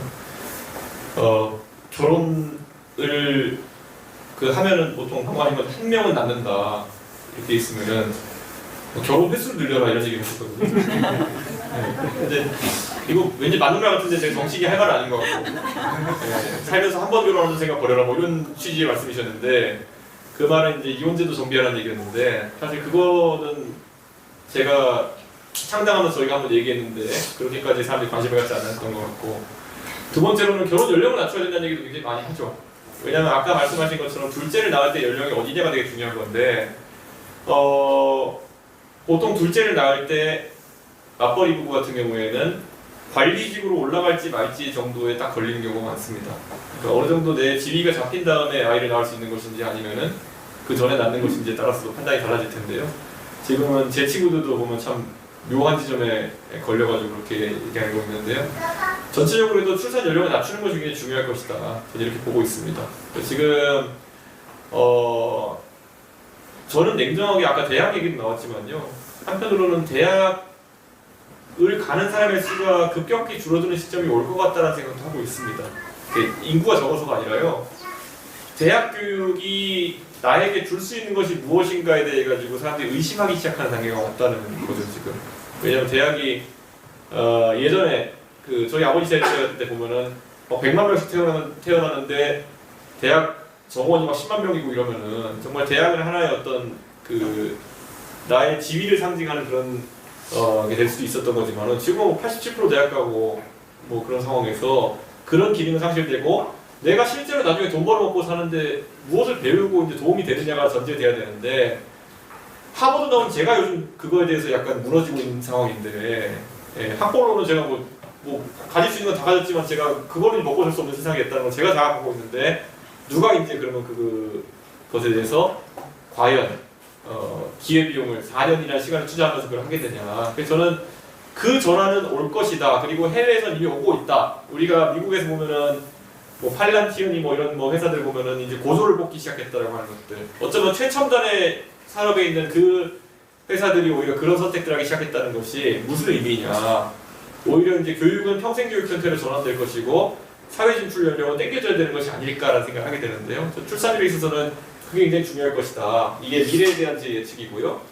이미 그래서 그런데 결혼하시고 방처럼 애를 낳으셨는데 두 번째 애를 낳기 또 주저하시는 분들 이런 분들은 동탄의 사례를 보니까 좀 특이하더라고요. 그 동탄에서 또 보면은 애 셋이 되게 많거든요. 동탄에 애 셋 진짜 많아요. 예, 그래서 특수유모차 같은 거 되게 많고 있거든요. 그래서 제가 물어보죠. 아니 왜 애를 셋이나 낳으셨습니까? 어쩌다 그렇게 하셨습니까? 하면은 거의 일반적 답변이 하나는 각자 낳은 이유가 달라요. 뭐 어릴 때 그냥 뭣도 모르고 낳았다는 사람도 있고 그리고 뭐 결혼한 김에 하나 낳았다 이렇게 하는 경우도 있고 근데 그들이 하는 얘기가 뭐냐면은 서울의 부동산 값이 너무 올라가지고 그리고 수도권의 부동산 값이 너무 올라가지고 상식적으로 자기들이 알콩달콩 맞벌이가 저축해가지고 아니면 투자해가지고 집 사는 것보다는 빨리 셋을 낳아가지고 다자녀 특별금 받는 게 제일 빠르겠다는 생각을 했대요. 저는 듣고 보니까 맞는 말이거든요. 그러니까 맞벌이가 오히려 지금 뭐 맞벌이 해가지고 솔직히 부부가 진짜 막 합쳐가지고 연소도 1억 5천이 돼도 그 중에 저축을 뭐 반씩 한다 하더라도 모으는 속도보다 오르는 속도가 빠른데 지금 못 사잖아요. 그러면은 거기서 할 수 있는 합리적인 선택은 셋을 낳아서 다자녀 특공을 받자. 근데 그거 듣고 저는 생각보다 정책적으로 반응을 하는구나 라는 생각을 했거든요. 그래서 제가 대선 때도 그 얘기를 잠깐 하긴 했는데요. 대한민국 주택정책을 청약점수 제도를 그냥 없애버려야 된다 생각합니다. 이제 청약점수 제도를 다 이제 없애고 단순하게 통일시켜가지고 부양가족수로 이제 무조건 무주택이면서 부양가족수로 이제 가는 걸로 하는 게 어떻냐 이런 생각을 하고 있습니다. 그 말인즉슨 뭐 서울에 5명 나오면 무조건 반포에 받는다. 일반 분양으로 나오는 거 예를 들어서 반포에 예를 들어서 지금 재건축 신나게 하고 있는데 그 일반 분양 받으면은 그냥 이거는 몇십억 버는 거거든요. 근데 그거를 하는데 뭐가 있겠어요? 그냥 그러면 이제 다들 눈치 보겠죠. 5시면 되나 6시면 되나 이렇게. 저는 약간 그런 생각이 들더라고요. 그거를 이제 청약 점수라는 거는 기간부터 해가지고 굉장히 복잡하게 이제 들어가 있고 또 여러 조건이 있는데 그래서 뭐 그러면 또 아이를 낳지 못하는 경우도 있으니까 그걸 어떻게 보완하냐 뭐 다 방법이 있겠죠. 그거는 뭐 예를 들어 뭐 마음으로 기르는 아이도 다 산입하고 이렇게 하면 되니까 그거는. 근데 저는 좀 그런 게 정책의 젊은 세대가 오히려 민감하게 반응하고 있고 동탄에서의 저의 이제 대화 경험 봤을 때는 서울에 재건축할 때 무조건 다자녀 순으로 분양한다 그러면은 왕창 낳는다 라는 약간 그런 생각을 하고 있습니다. 그리고 이거는 우리가 좀 냉정하게 말했을 때 그게 좀 비인간적이긴 하지만요. 저는 오히려 그런 예측 가능성이 있는 게 오히려 낫지 않을까 약간 그런 생각을 합니다. 뭐 청약을 해가지고 뭐 또 60대 1을 뚫고 이런 것보다는 하나라도 많은 쪽이가지고 이게 예측 가능성이 낫지 않을까 그런 생각합니다. 그렇게 좀 시간 관계상 질문 이제 2개만 더 받겠습니다. 먼저 대표님 말씀 잘 들었습니다. 저는 지금 교원대 다니는 학생인데요. 최근에 교권 문제 관련해서 서희초 사건이라든지 세종시에서도 막 왕의 DNA 막 이런 이야기 들었었잖아요. 그래서 이 교권을 보호하기 위해서는 그 대표님도 공약집 보면은 뭐 디텐션 제도라든지 이런 이야기 했었는데 이 교권을 어떻게 보호해야 되는지 그리고 교권과 학생 인권이 어느 정도로 균형을 맞춰야 되는지에 대해서 대표님 이야기 듣고 싶습니다. 저는 뭐 사실 정치하다 보면 제일 듣고 나서 난감한 민원이 이제 학교 폭력 민원과 아동학대 민원이거든요. 그러니까 이게 정치인 민원이 난이도가 차원이 높은 게 정치인한테 오는 민원은 행정관청에 갖다 안 되는 게 다 더 먹어요. 그렇기 때문에 그리고 행정관청이 거부했다는 거는 대부분의 상황에서 이미 말이 안 되는 민원인 거거든요. 그런데 진짜 억울한 케이스가 있으니까 그래서 저희가 이제 듣는 건데 있을 수 있으니까 듣는 건데 저는 우선 교사 보호를 위해서는 저희가 얘기했던 게 이제 요즘 로스쿨 변호사들 많이 나와가지고 사실 굉장히 이제 그러니까 이런 거죠. 우리는 변호사가 예전에는 검사, 판사 플러스 자영업 변호사 정도의 느낌으로 인지했다면 이제는 변호사가 법률적 지식을 갖춘 그냥 사람 정도로 인식돼야 되는 자격증 시대가 온 건데 교원의 소송에 대해 가지고 교육청이나 교육지원청에서 내부에 자체 변호사를 두고 대응할 수 있도록 하는 것이 저희 공약이었거든요. 그게 굉장히 중요하다. 그래서 지금은 선생님들이 그거 한번 당하고 나면은 소송 당하고 이렇게 하면요 한 인생의 4년 정도는 그냥 커리어에서 그냥 정신이 아찔한 상태로 이제 보내야 되는 그런 상황이 오고 있거든요. 그래서 그런 소송의 부담이나 이런 것들을 전부 다 교육청이나 교육지원청이 그 부담할 수 있도록 하는 것, 그 내부 변호사, 사내 변호사가 도와주고 이렇게 하는 게 굉장히 중요하고요. 두 번째로 아까 디텐션 얘기하셨는데 아이들의 불응에 대해 가지고 당연히 지시할 수 있어야 되는 그 조치가 있어야 되는 거거든요. 그런데 옛날처럼 오동자 돌리고 이렇게 아니면은 우리가 현대 사회에서 뭐 사람이 뭐 무단횡단 했다고 해가지고 뭐 채찍질하고 이러진 않잖아요. 그리고 뭐 잘못했다고 해서 우리가 신체형을 가하진 않잖아요. 보통 자유형을 가하잖아요. 사람의 자유를 일정 동안 제한하는 뭐 징역이라든지 이렇게 하잖아요. 저는 학생들에게도 이제 학생 뭐 징역 살리자 이런 건 아니지만은 학생들에게도 본인이 잘못된 행동을 했을 때는 자유가 어느 정도 제한될 수 있다. 학생 가둬놓으라는 얘기가 아니라 예를 들어서 미국에서 이제 디텐션 같은 걸로 쓰는 경우는 점심을 먹는데 친구들과 함께 못 먹는 대신 선생님과 같이 먹어야 되는 형벌이라든지 이런 거잖아요. 저는 그런 것들은 다양하게 이제 적용할 수 있어야 되고 두루시에는 당연히 거기에 대한 상당한 가중 제재가 들어가야 되겠죠. 그래서 교사의 그런 권한을 좀 늘릴 필요가 있다. 그런 생각하고 있습니다. 또 혹시 갑자기 제가 짧게 답하겠습니다. 네. 그 아까 잘 들었습니다. 저는 지금 고려대학교 세종 캠퍼스에 재학 중인 대학생인데요. 대표님께서는 대전 및 세종 지역에 이제 행정과 교육 중심의 도시로 발전시킨다고 말씀하셨는데 저는 그 교육 중심으로 질문해드리고 싶습니다. 제가 다니고 있는 학교의 경우 세종의 끝자락이 조치원읍에 위치하고 있으며 대학이 위치하기에는 다소 낙후된 환경이면서 인프라 확대가 필요하다는 것을 말씀드리고 싶습니다. 그래서 이와 같이 물론 서울에 위치한 다른 명문대학교가 추가적으로 입지하고 유치하는 것도 중요하지만 현재 충청권, 특히 세종 및 대전에 이미 입지하고 있는 대학교 및 대학가를 점검하고 발전시키는 것이 우선이라고 생각하는데 이것에 대한 대표님의 의견을 듣고 싶습니다. 네, 저는 결국에는 아까 말했듯이 학과에 대해 가지고 상당한 자유도를 주는 것이 굉장히 중요할 것이다.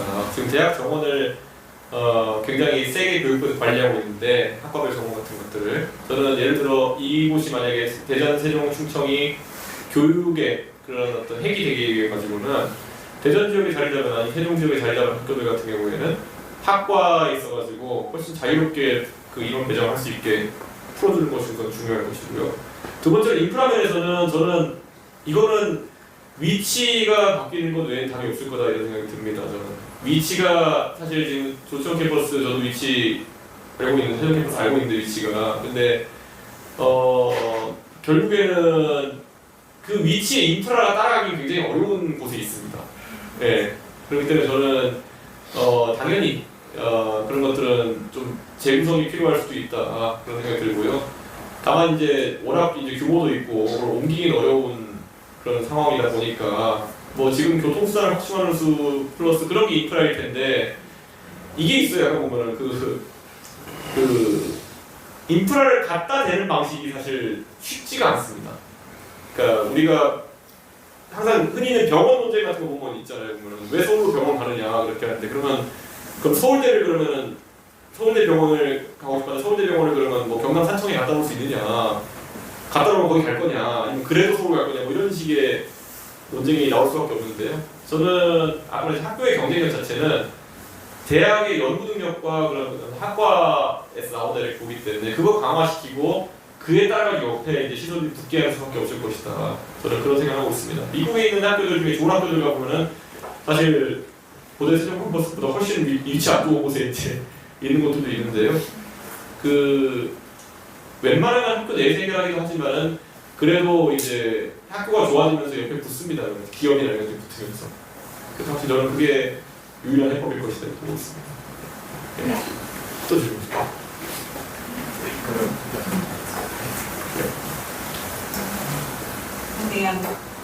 말씀하셔도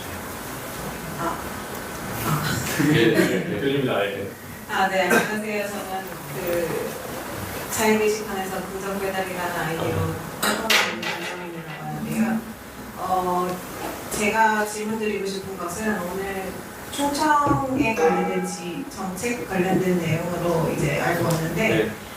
현재 대통령실 조직도를 보면 민정수석이라는 밑에 사법제도라는 부분이 달려 있습니다. 그것을 기반으로 생각해 볼 때 상권 분립이 좀 존립의 위헌성이 있는 게 대통령실로부터 나오는 부분이 보이는데 그런 개념에서 지역 정책을 그런 관점에서 고려해 볼 때 재정이나 행정적인 부분이 영향이 받게 될 것이며 그런 부분이 각 지역들 간의 세금이라든가 이런 부분과 연결돼서 지역들 간의 경쟁 구도로 될 가능성이 있어 보이는데요.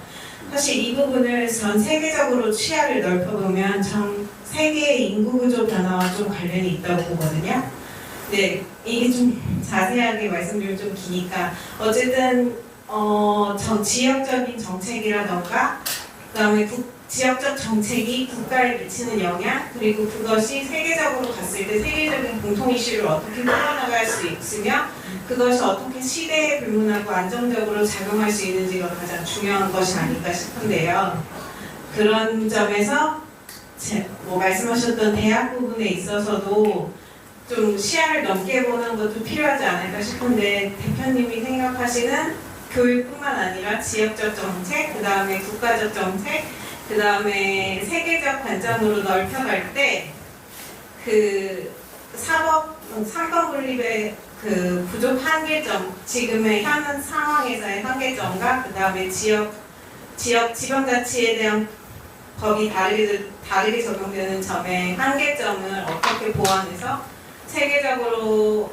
세계적으로의 기준이나 우리나라의 기준이 비슷할 수 있을지에 대한 의견을 여쭙고 싶습니다. 네, 전체적으로 지금 그 상권 분립 같은 경우에는요, 저는 민정수석이 관장하는 게 검찰이나 이런 쪽인데, 저는 검찰 개혁을 하겠다는 사람들이 지금 오히려 특검의 상설화를 꾀하면서 지금 상권 분립이 무너져가고 있다는 생각인데요. 저는 앞으로 감사원이나 검찰 같은 기관은 오히려 우리가 만약 헌법 개정한다 그러면은 대만은 상권 분립이 아니라 5권 분립하거든요. 저는 5권 분립과 같은 형태로 가야 될지도 모르겠다는 생각을 하고 있습니다. 4권일지 5권일지 모르겠지만 그래서 이 수사에 관한 부분은 다르게 행정부의 통제를 받지 않는 형태로 이제 가야 될 것이다. 그런 생각을 하고 있고요. 그 외에도 대학 같은 경우에도 제가 자율성을 얘기했지만은 충청도의 답은 앞으로 어느 지방이나 마찬가지지만은 자율권을 가지고 경쟁할 수 있도록 만드는 게 중요하다. 지금 우리 조세 같은 경우에는 거의 대부분이 국세로 거치고 있고 지방세는 거의 거치지 않은 상황 속에서 지방이 경쟁할 수 있는 요소가 없어요. 그래가지고 이번 지방선거에서 개혁신당은 지방세로 상당한 세금을 이전하자라는 얘기를 할 건데요. 그렇게 항상 얘기가 나오는 게 뭐냐면 그러면 꼭 그 경계선에 있는 케이스들이 존재합니다. 예를 들어 전라북도에 있는 장수 이런 데는 재정 대입도가 10%대인데 이러면 여기는 못 먹고 사느냐? 현행 제도가 낫다. 이런 얘기 하는 거인데요. 더 이상 그 얘기 때문에 우리가 이 지역 간의 경쟁을 이제 방치할 수가 없는 거거든요. 교육제도나 이런 것들도 저는 이제는 지역별로 다르게 가져가가지고 특색 있게 만들어야 된다. 저는 그런 생각을 하는 겁니다. 저는 그게 캐나다나 이런 데 가보면은 캐나다나 이런 데는 주별로 있잖아요. 주별로 교육제도가 어느 정도까지 다르냐면요. 퀘벡 같은 데는 12학년제가 아니라 11+1학년제 이렇게만 운영하기도 하고요. 그 정도의 자유를 좀 줘야 되는 것일 수도 있습니다. 예를 들어 대한민국에서 대선 같은 경우에는 우리가 압축 교육을 하겠다.